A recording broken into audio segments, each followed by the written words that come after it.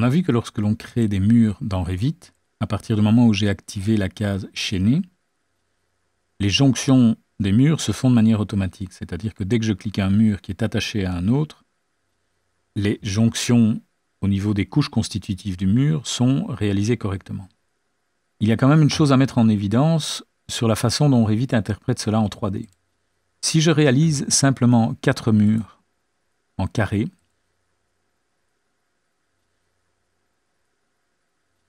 graphiquement, je n'ai rien qui distingue une intersection d'une autre. Pourtant, il y en a bien une. Regardez, si je passe en 3D et que je modifie la hauteur de ces deux murs-ci, donc je vais sélectionner ces deux murs-ci et demander par exemple qu'ils aillent jusqu'au niveau 2 avec un décalage de 50 vers le bas.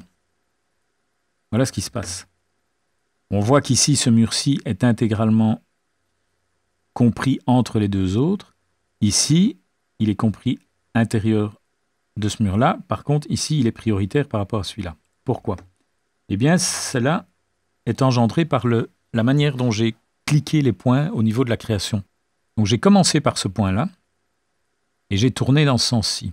Eh bien, si je sélectionne les murs, on voit la manière dont Revit a interprété les choses. On voit qu'ici, le parement démarre bien ici sur l'angle, et ce mur-ci ayant été créé tout seul en premier, il va bien jusqu'au bout.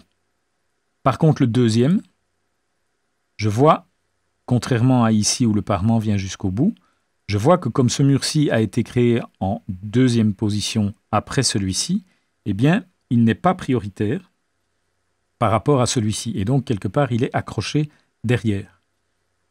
Par contre, par rapport à celui-là, comme celui-ci a été créé avant, il est prioritaire par rapport à celui-ci. Et de nouveau, même chose ici, celui-ci était créé avant celui-ci, donc il est prioritaire par rapport à celui-ci. Et ce quatrième mur étant le dernier à avoir été créé, ben, il n'est pas prioritaire ni ici, puisque les deux étaient préexistants. Eh bien, c'est cela qu'on voit en 3D, à savoir que ce mur-ci est le premier, donc il est prioritaire au niveau du parement des deux côtés.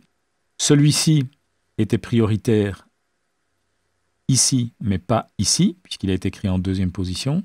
Celui-ci est prioritaire ici, mais pas ici. Et celui-ci est coincé entre les deux, puisqu'il a été créé en dernier. Donc si l'on souhaite modifier cela, donc je voudrais par exemple que cette situation-ci se représente également ici. Eh bien, j'ai la possibilité de modifier les priorités des jonctions du mur.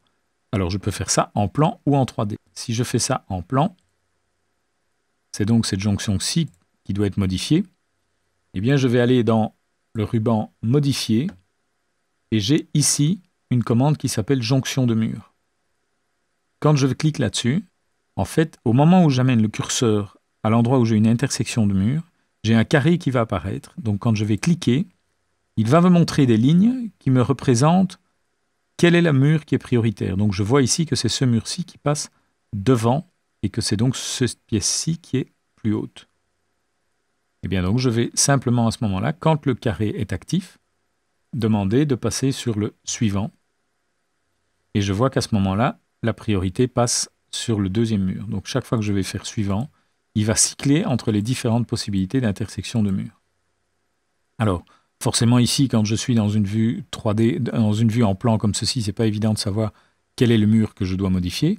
Donc je peux très bien faire cela en vue 3D. Et donc, je veux modifier ces deux intersections-ci, eh bien, je peux activer la même commande. Et en fait, dès que je me retrouve au niveau d'une intersection, je peux cliquer. Et en poussant sur le bouton suivant, je vois qu'il va me modifier l'intersection des murs de façon à avoir une jonction correcte. Je vais réactiver la commande sur cet angle-ci. Je refais suivant. Et j'ai ceci. Alors, une autre possibilité d'intersection de murs, mais qui sera rarement utilisée parce qu'elle n'est pas très constructive, c'est l'intersection en onglet où il va couper les deux murs à angle 45 degrés. Ici, mais donc en général, on travaillera plutôt avec des abouts comme ceci.